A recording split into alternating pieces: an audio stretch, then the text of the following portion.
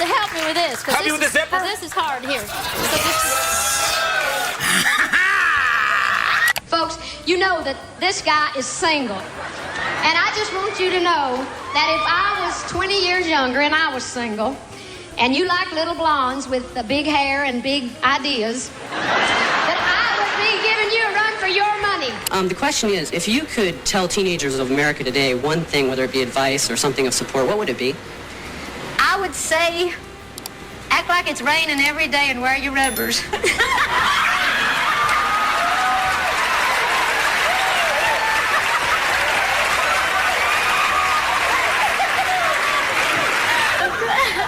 I'm sorry, but even my face is red. It's like embarrassing. I don't believe I said that.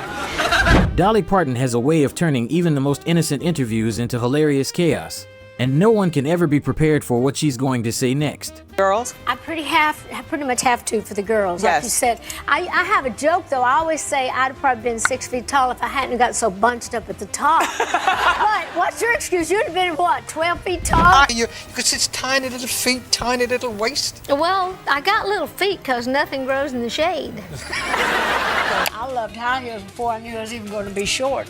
So, but I went And sometimes, just one answer from Dolly is enough to make both the host and the audience completely lose control. I looked Sound like the right reasons to I me. looked like the real trash that a lot of the girls were. I mean, Malfunction with you because... Oh, I said because I'd probably take out the first 3 rows. But I can tell you this. If there is a malfunction, you will not see a nipple ring. It'll be more like a hula hoop. Dolly Parton's quick wit had everyone laughing when a fan asked her what he should do about his girlfriend's other love. Here's my question. My girlfriend has a dog that drives me absolutely crazy. Every time we're together, he just goes nuts, and it's getting to the point to where it's either me or this dog, but I don't know how to tell her. What do you think, Dolly?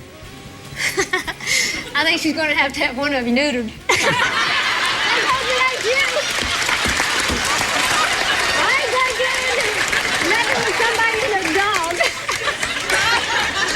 Office someday that you should run for president. That's how much your fans believe in you. And is that something that you'd even be interested in, to run for office? No. Don't you think we've had enough boobs in the White House? Dolly Parton tells a hilarious story about her husband, joking that he once fantasized about having a threesome with her and Jennifer Aniston. Have you known Jennifer Aniston for a while? You know, I love her to death. My husband is crazy about her. Really? Yes. And he was more excited that I was going to do a movie with her than he was that I got the chance to write all this music. See, I think he kind of fantasizes like a threesome with us. Wait a second. Carl, hey! Carl, go to bed! Hey, Carl, go to bed, Carl, please. God. No, but I'm serious, he does. And I think, I think he can't even get it out to pee, much less get it up to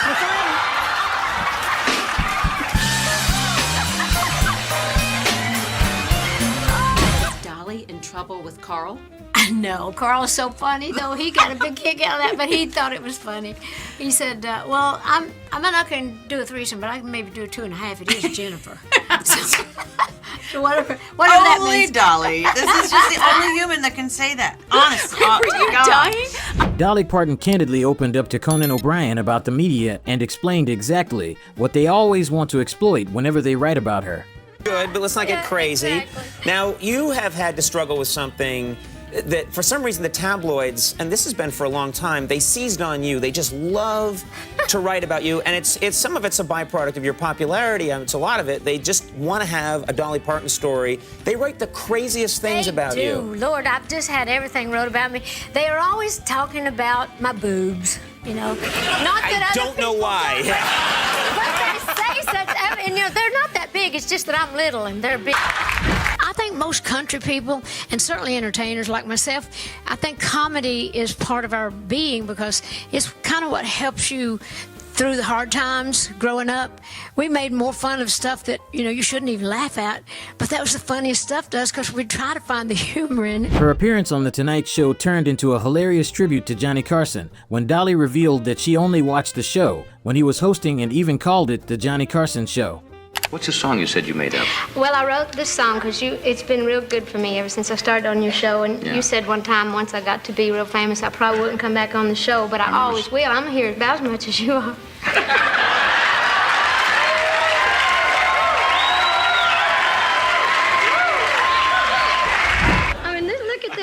Yeah.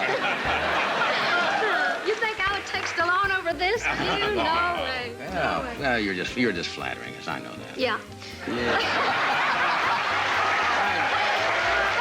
Speaking of being 17, Johnny Cash was my first encounter with what I thought sex appeal was, feeling really drawn to someone.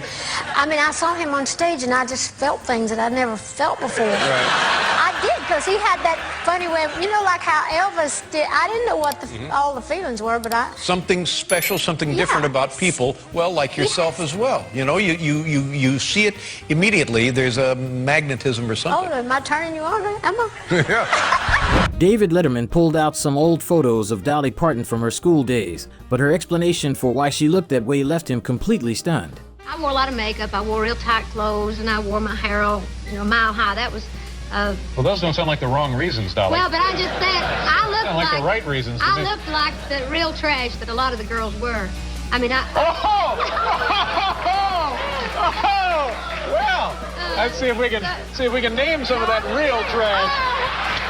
You're gonna get me in bad trouble. Not if I can help it. It's like I'm very funny, even like at night if I'm in hotel rooms. I'm always afraid, well, if I'm on a very high floor and if there's a fire, I always try to like not clean everything. I'll try to clean my skin, but I'll leave my eye makeup on a little bit. I think now if I got to get out of here in a hurry. Like an earthquake? Like an earthquake, that too. I think that if I had all my makeup off and looked as bad as I can look and the building was burning down, I'd just go down with it. Before I would get out looking like that.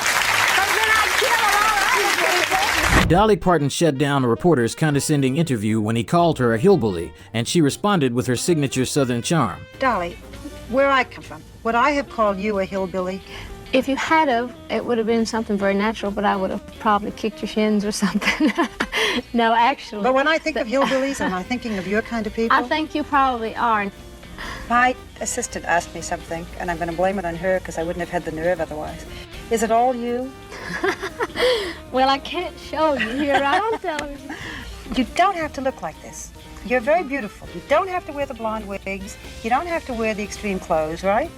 No, it's certainly a choice. I don't like to be like everybody else. I've often made this statement that I would never stoop so low as to be fashionable. That's the easiest thing in the world to do. Dolly Parton tells a story about a famous bear from her hometown, but the ending takes a turn that no one could have seen coming. Story about our bear, and I said, no, I never got a chance to tell that. Do you have time for it on the show? Yeah, please, I do. Yeah, well, this is a true story.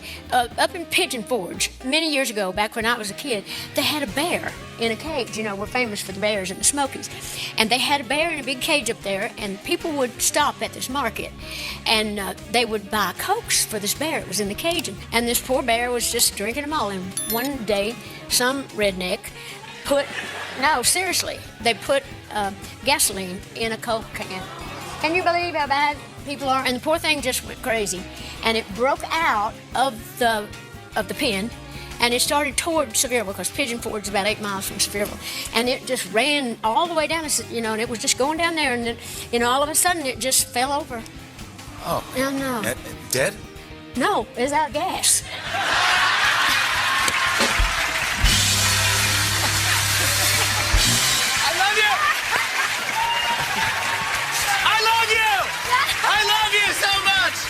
You are the greatest!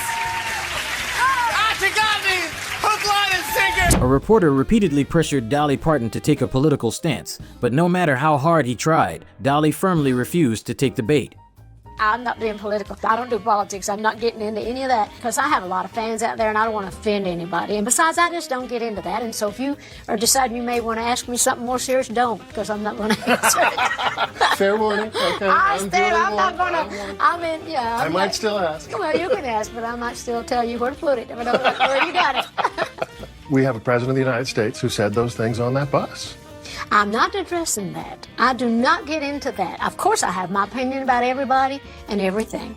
But I learned a long time ago, keep your damn mouth shut if you want to stay in show business. I'm not in politics. I had time in California, and, I was prone to have earthquakes. I never take my makeup off at night. I always keeps it, because I thought if I have to run out in the streets. You have to grab a wig and make sure I have to look good, because, there's going to be cameras everywhere. Yes. And I said, I never go out. I said, the only way would be I'd go out without makeup and my hair done up a little bit as if my husband, you know, had a heart attack or something, and I'd have to really think about that. I'm joking. Dolly Parton reveals how she began improvising and playing around with the idea that would later become her famous song 9 to 5. She says, I would just kind of do my nails. Sound like a typewriter to me. And so I would do working 9 to 5. Can you hear that? I got my little mic there.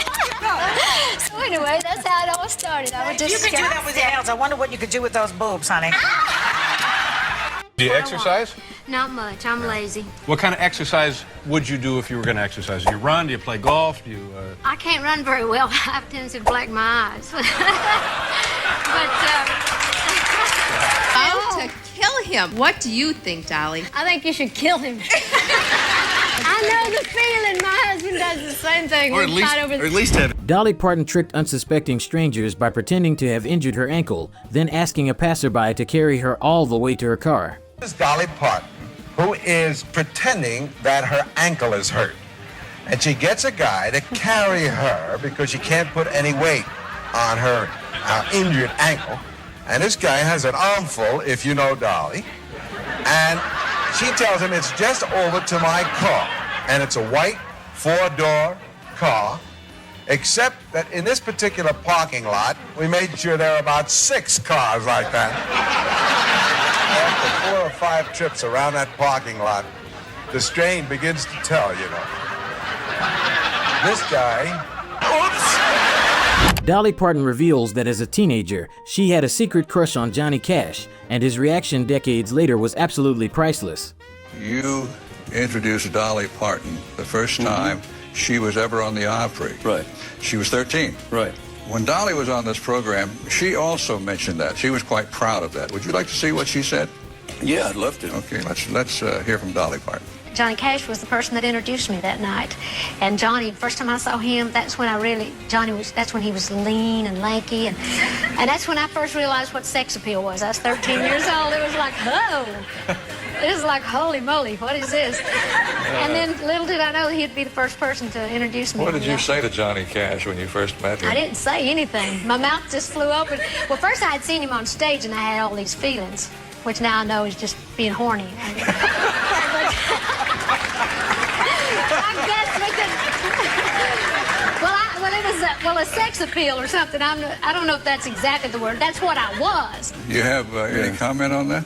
I really appreciate that. That was nice of you. It's not a hooker convention. It's a Dolly Parton concert. I guess I should feel hurt, but I don't because I pattern my look after a hooker. Who better than me? Well, a clown?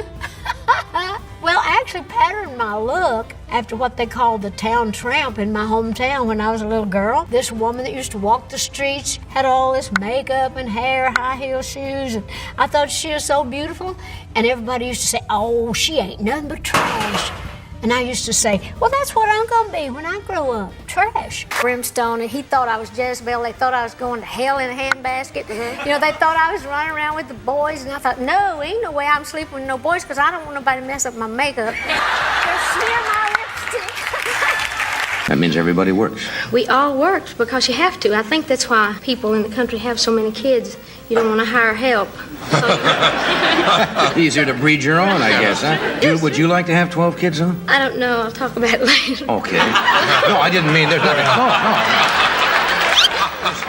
No. This wasn't an offer to go to stud. This was just...